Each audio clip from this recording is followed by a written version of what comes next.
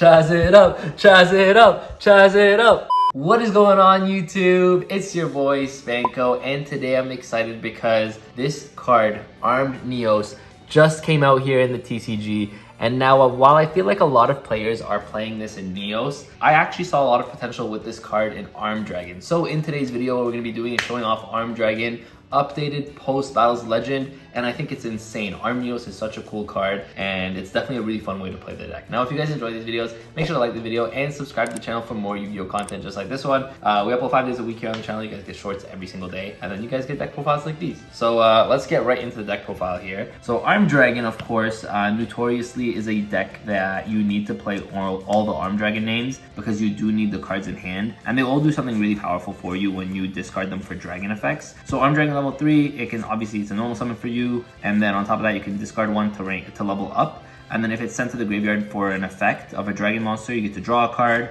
Armed Dragon level 5 does the same thing. You discard one so that you can level up it. When it's sent to the graveyard, searches an Armed Dragon monster, and the one you're going to want to search most of the time is your Armed Dragon level 7, because this is one of your best cards. This one, when it's sent to the graveyard, it can level up as well, but when it's sent to the graveyard for a dragon monster effect, it can search any Armed Dragon card, so it doesn't have to be a monster, it searches any card. So the thing with level 7 that's really cool, oh, you catching the misprint there?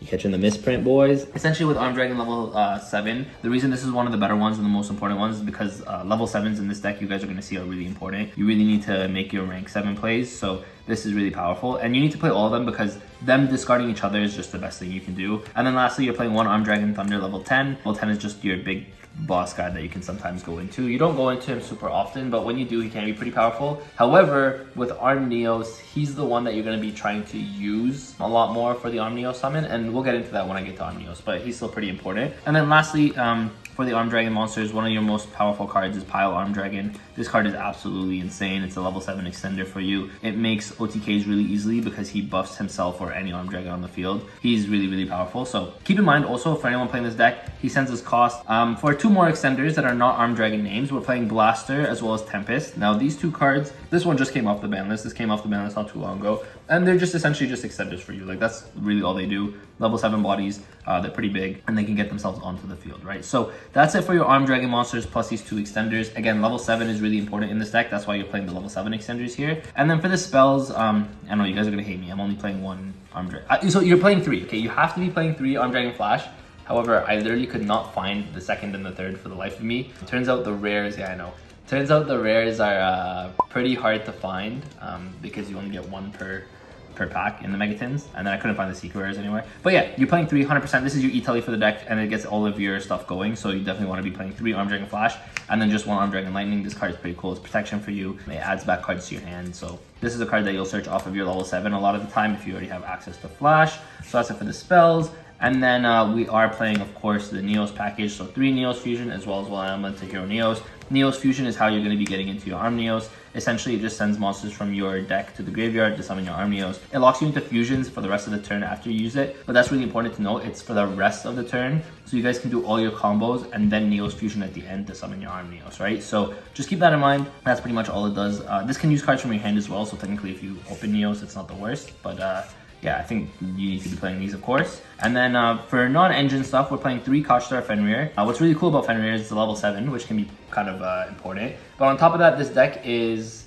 So it's not an OTK deck. It's a deck that you really want to be able to go second. You want to break boards and then kind of set up your own boards, specifically because it's focused around Armed NEOS, and Armed NEOS has a really, really powerful effect. So Fenrir does that for you. On top of that, Fenrir, what it does is that all the Armed Dragons, like I said earlier, need discard fodder to activate their effects. And Fenrir does a really good thing where if you're starting your turn by special summoning Fenrir, it'll search another one, which means now you have more discard fodder, which is really nice. So that's why we're on 3 Fenrir, of course. And then I'm playing with 2 Dogoran as well as 1 Pankratops. These are just some more board breakers that you guys can play. So Fenrir, of course, going first or second is really powerful, but these are really good going second as well. So the reason I'm playing the 2 Dogoran over any other kaiju specifically, it could be any kaiju honestly, but specifically because we're playing Blaster, it's like a fire target for Blaster if you need it to be. But yeah, it could technically be any kaiju, it doesn't really matter. And Pankratops, we all know how powerful this is. So these are kind of your board breaker monsters. And then we're playing a lot of board breaker spells. So we're playing 1 Harpies, 3 Dark Ruler, 3 Raigeki, and then for the traps we're playing 3 Imperm. So this is kind of like what your lineup is looking like. So you guys can see we're not playing hand traps, we're playing board breakers here. And And I think it just makes a lot more sense in this deck because you really want to get Armed NEOS effect off. And if you're not OTKing, like this is just so powerful. So that's why we're kind of playing it this way. Now Dark Ruler, if you don't draw it, keep in mind you can still OTK in this deck. Like it's not very difficult to OTK in this deck, but you don't necessarily need to be OTK in this deck to win games. So Dark Ruler, Regeki is insanely powerful together. Imperm is also really good with Regeki because if you're baiting out an Omni Negate or getting rid of that with Imperm. So all these cards are just board breakers. I think they're just the best ones you guys can be playing in this deck. Don't play evenly though, because this deck does need its battle phase. A lot of its tricks, including the Armed NEOS tricks, does need the battle phase. So you can't play evenly. But lastly, just for consistency, we're playing 3 Prosperity and 1 Call by the Grave. I think the main deck is 42 cards in the main deck. And the reason I like playing 42 cards over 40 here is because, again, you are playing bricks like the NEOS, which you don't want to draw the NEOS. So we're playing 42, and then the Prosperity kind of fixes that. Like it's still very consistent, right? So that's it for the main deck. It is 42 cards here. Getting into the extra deck though, I want to talk about this the first card over here, which is the most important card, the card that this deck is focused around, and that is Armed NEOS. So Armed NEOS is really powerful. So what this card does is you can use an Armed Dragon monster and a NEOS, right? So you can send, here, I'll show you guys real quick. You can send NEOS, of course, with NEOS Fusion. And then let's say you send your Armed Dragon level 10, right? So you're sending your level 10. This card has an insane effect where when he's summoned, you can destroy all monsters your opponent controls that have a level that's equal to or lower than the Armed Dragon that you use. So if you use a level 10, any monsters your opponent controls that are less than level 10 are all going to get destroyed. So this is just a board wipe on its own, which is crazy. If you're not OTKing, right, he has another effect where after the battle phase, if he attacks a monster and destroys a monster, he pretty much gets a secondary effect where during the main phase, it becomes a quick effect. He can tag out for another NEOS. So this is where things get like kind of crazy. So he's going to be able to tag out like we mentioned. And the 2 best cards to tag out into are Elemental Hero Cosmo NEOS and Elemental Hero Shining NEOS Wingman. So why do we want to tag into these? Wait, quick question, sorry. Armed NEOS ignore summoning conditions, right?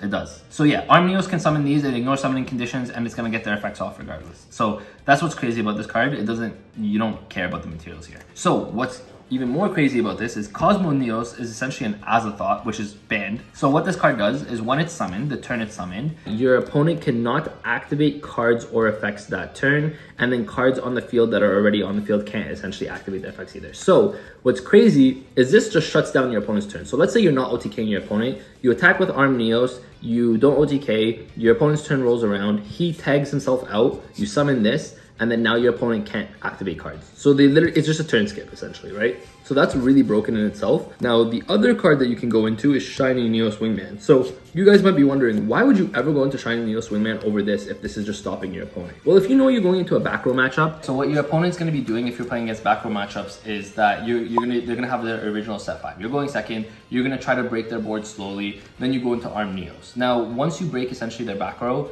they may only be able to set 1 to 2, maximum 3, but probably not even 3, probably just 1 to 2 cards. And keep in mind, those traps are gonna be playing on your turn. So when it goes to Armed NEOS, if you tag out into Cosmo NEOS, they'll just keep them set until Cosmo NEOS effect is over. Whereas with Shining NEOS Wingman, after they set those 2 cards, you summon Shining NEOS Wingman, and then you pop those 2 cards most of the time because your monsters are typically wind, and then Shining NEOS Wingman is a light. So that's at least 2 pops right there that you guys are gonna have. So if your opponent's only setting 1 to 2 cards after you kind of break their board, you're getting rid of it, and then now you have an open field to attack and go for game. So that's why these 2 are just the best 2 that you can go into. Honestly, this is for monster matchups, and this is for back row matchups. And it's just Armed NEOS is so strong when you get it off. And then for some OTK packages, we are playing the Rebellion Overload as well as the Rebellion Dragon. These 2 cards are really powerful. This can be made with any 2 Dragon level 7s. Then you make this, he can attack 3 times. Like literally it's just busted, that's 9k. So this can help you OTK, it's really easy to do so. This is really good going into time if you're forced to go first because your opponent has to activate life points or use life points to activate cards.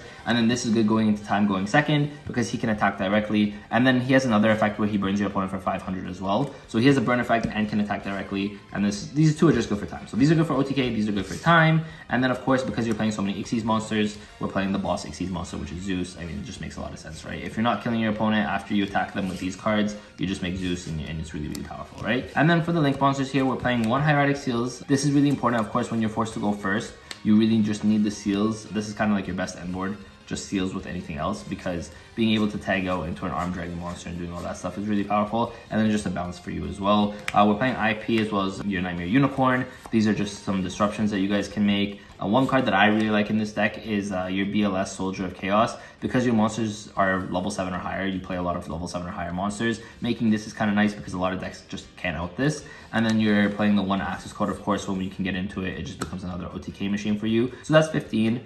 The only thing I wanted to consider, I'll be honest with you, is playing a second Spheres, because just in case it comes up. Typically it won't though. Again, you always want to blind second and just go second anyways. You're probably not going to be making Spheres multiple turns in a row. But yeah, that's it for the extra deck here. I think this is the important stuff that you need. If you guys want to make space for a second Sphere somewhere, you guys can do that, but I think that's all you need. And then I'm going to show you guys a side deck, but keep in mind with my side decks, I'll always say this, you are going to build your side deck based off of what your locals is looking like. So this is just a skeleton, and I had some theory behind this. So for my side deck, I'm playing 3 Magna, 2 Druids, and 1 Baldrake. And so that's 6 Bestial monsters, and there's a couple of reasons for that. First of all, they're dragons, which randomly synergizes. But the second thing is, one of the hardest matchups for this deck through testing was Striker.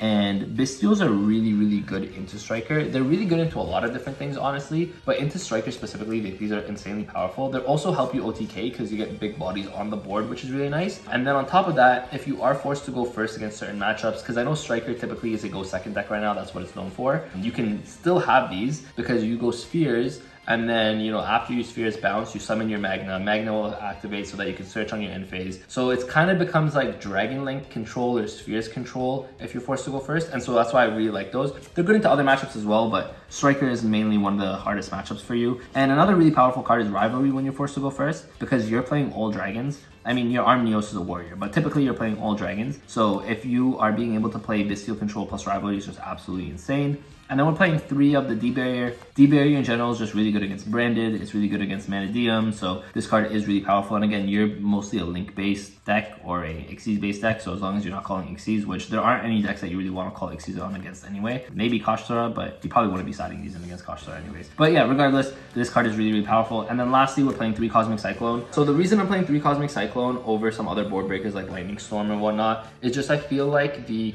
quick play is really important in today's format. I feel like there's a lot of random floodgates that you guys can be playing, or not you guys, but other people can be playing. So like Vanquish Soul plays, there can only be 1. I know Striker can play back row as well. And I think just Cosmic Cyclone in general, just getting rid of the card and never having to see it again. Labyrinth as well is another one because the traps do stuff in the graveyard for you. So if you're banishing it, then it becomes really powerful. But again, keep in mind the side deck is always going to be built based off of what you guys need or what your locals are looking like. But that's it for the deck. That's Arm Neos, bro. And it's really cool that you guys can play in Arm Dragon without having to play a bunch of bricks. It's just the 1 Neos that's kind of the quote-unquote brick in the deck. But otherwise, I don't know, the deck's fun, the deck's good, and I think it's a really fun thing that you guys should try out for yourselves.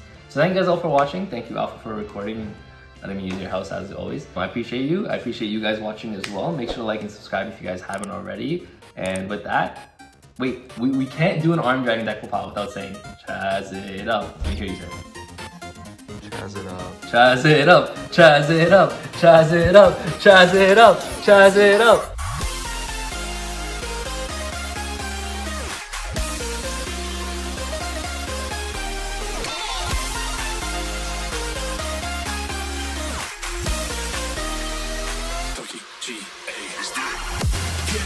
Get up, we want you to get on your feet.